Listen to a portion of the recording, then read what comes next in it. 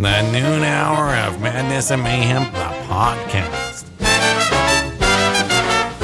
Okay, there you go. There's the legal ID. All right, everybody. As promised, all morning, we've got our 300 plus entries here for Make the Switch with Brent Gordon Law. My arm's starting to hurt by holding this phone at this position the entire time. Oh, okay. I'll make sure to take as long as possible. You know what? I'll just put the phone down. They're just going to face the counter. As you can see here, got a Nintendo Switch 2 bundle with Mario Kart World. And in this little Christmassy tin, we've got all of our entries. Here, We're about 3 months too late for Christmas, but you know what? It's been sitting in the studio right over here for the longest time. Yeah. Look at all those names. So it worked. There's a lot of names in here. I'll shuffle them up a little bit more. Crumple them? Oh, yeah. I'm dropping them. Don't you dare. This is I don't want to be problem. accused of this contest being rigged because you dropped a name. I dropped a name on the ground. Ah. By the way, this is me standing up. If you guys want to see how short Victor is, there you go. Okay. I'm going to close the lid. I've never seen somebody get out of the chair and be the same height. That's right. Okay, so we got our names in the tin. Tin's closed. I'm going to shake it. Okay, Peaches. You can see I've got this over my head. I can't see. The lid is on, dude. I know the lid's on, but as you can see, I've got this over my head, and I'm going to draw one winner. Focus on the gut. Don't look at my gut. This is why it's bad to be a fat guy and lift up your sleeves. Okay, we've got one here. Who is the one lucky person? Lindsay says, can't hear Victor very well. Can't hear me? Yeah, because Facebook Live is weird, where it's like the person in front of the camera does not get heard all that well, but the person behind the camera. Okay, what's it say, Peaches? Elena Mendez. Elena Mendez, winner of the Nintendo Switch 2 bundle with Brent Gordon Law and Make the Switch. We'll call you up here in just a bit, Elena, to get your info on how you can pick up your Nintendo Switch 2 bundle. Thank you for playing. Congrats. And sorry to everybody else for being a bunch of losers. Yeah, 319 of them. I'm sorry, y'all. I'm sorry. We only had one Nintendo Switch 2 bundle, but we're giving away other prizes. We'll probably talk about that on the next break, the new giveaways we announced at 10 this morning, because they're kind of fun and silly, at least one of them. Anyway, they're both fun. One to me is kind of silly. Well, one of them's a pretty sick movie opportunity. The other one's kind of like, do you want to drive 3 hours to here? Is it worth the wait? That's right. Do you want to go to Emo Rave? We got you hooked up. So plenty coming up on the show. Congrats, Elena. We'll give you a call in a few. I can't wait to get these bright lights out of my face. And thank you to all who watched the video online. I'm blinded by the light. And now we're going to play the Don Broco and Nickelback song that was going to kick off this hour.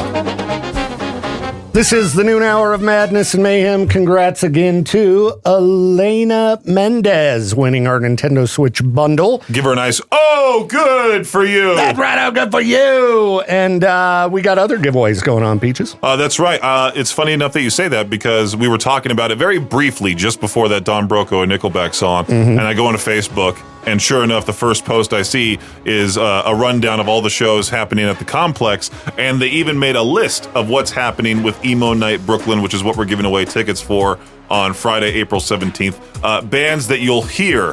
Bands that you'll hear but not see. It's celebrating the music of in real tiny font. Okay. And then the entire list. My Chemical Romance, Fall Out Boy, Paramore. I'm not going to name all of these, of course. But read the whole list, all right, Peaches. There's Paramore, Panic at the Disco, All Time Low, The Used, Simple Plan, Good Charlotte, Sum 41, Taking Back Sunday, Blink-182, Boys Like Girls, Jimmy Eat World, Hawthorne Heights, Dashboard Confessional, Newfound Glory, The Red Jumpsuit Apparatus, Yellow Card, Census Failed, Coheed and Cambria, Motion City Soundtrack, Mayday Parade, AFI, The Starting Line, Alkaline Trio, Jack's Mannequin, The Academy is Under Oath, The Starting Line, Story of the Year, and Silverstein, and more.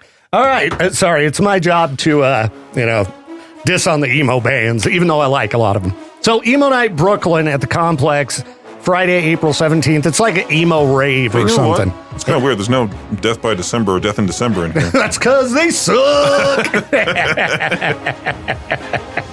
So you should show up to Emo Night and put that in as a request. please play Death in December, man. Yeah, it's look like if you're into emo music, you'll probably have a great time.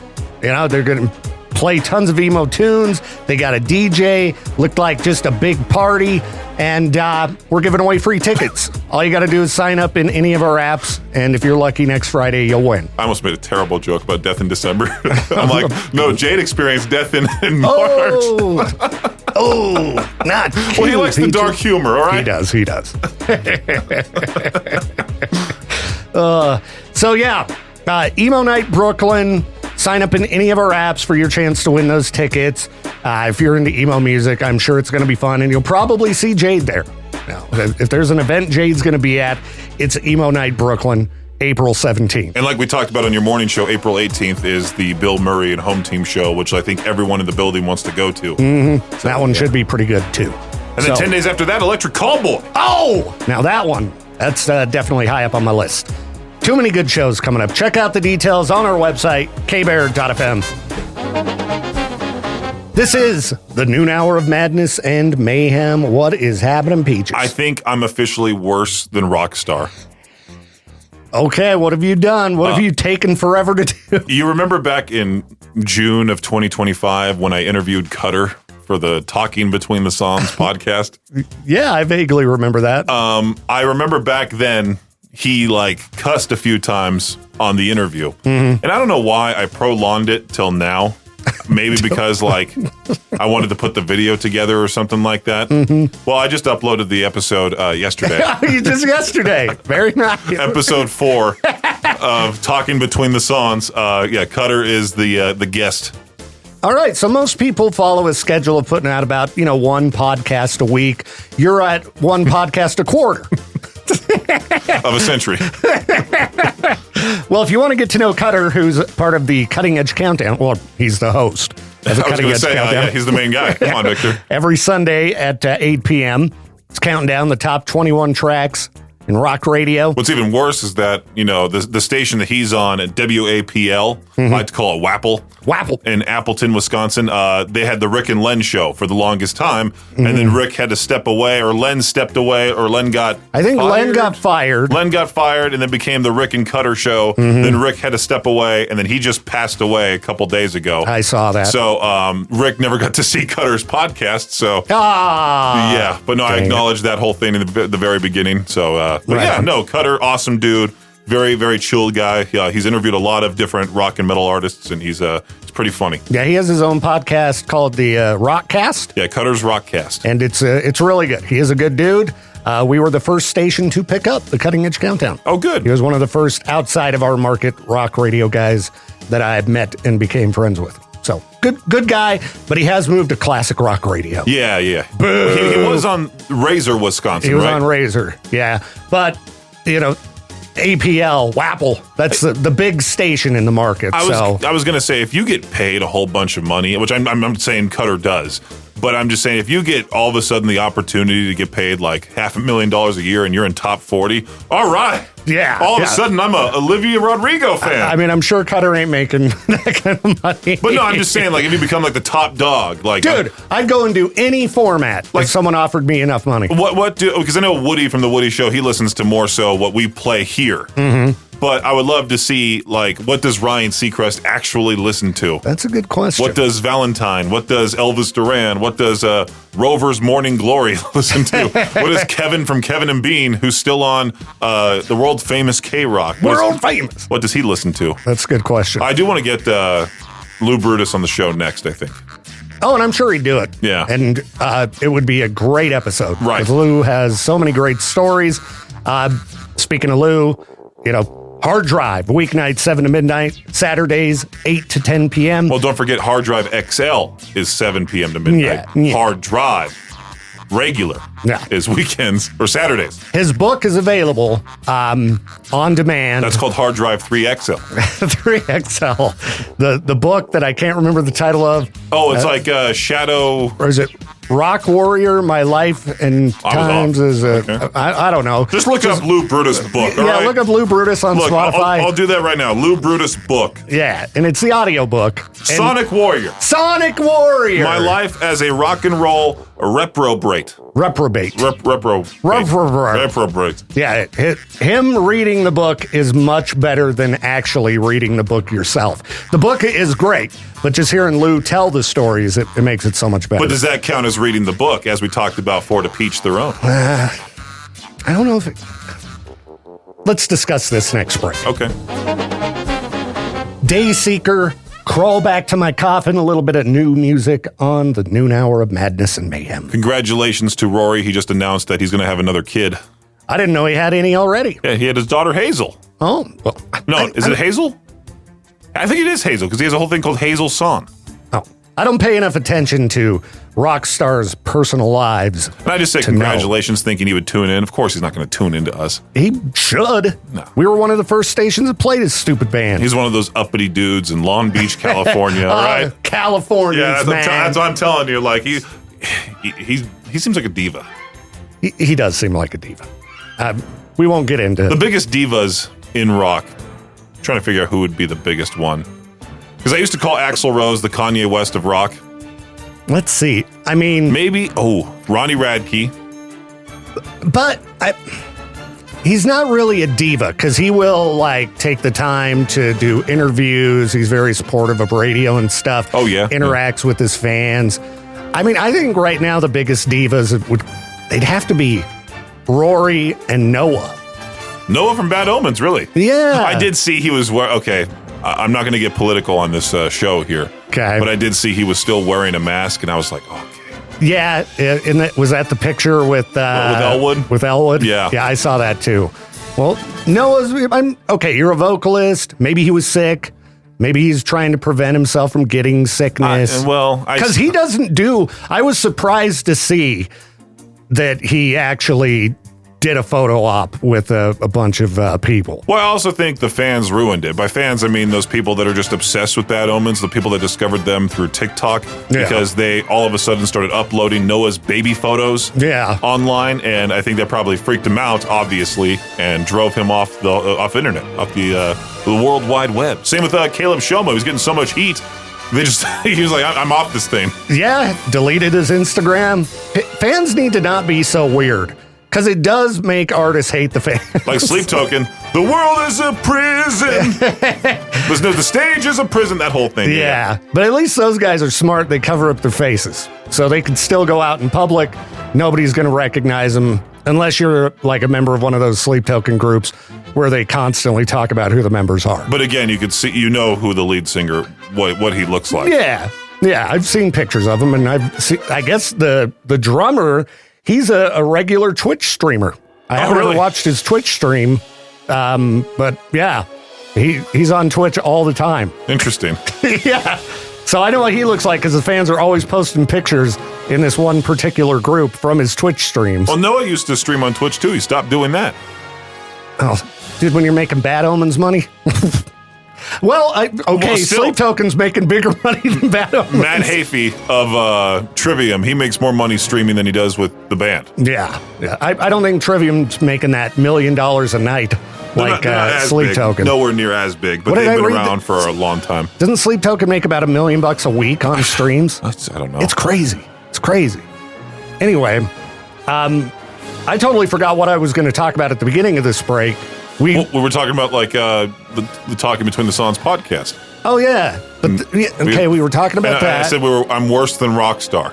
Okay, yeah. And then we moved on to Lou Brutus, and we were talking about his book. And then I was asking, hey, if you listen to Lou Brutus's book, does that still count as reading it? That's right. Okay, we'll talk about audiobooks on the next break. We'll be back.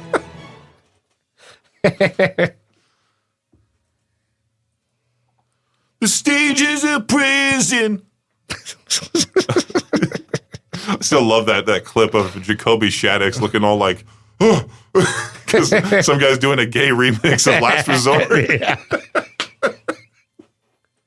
All right, Peaches.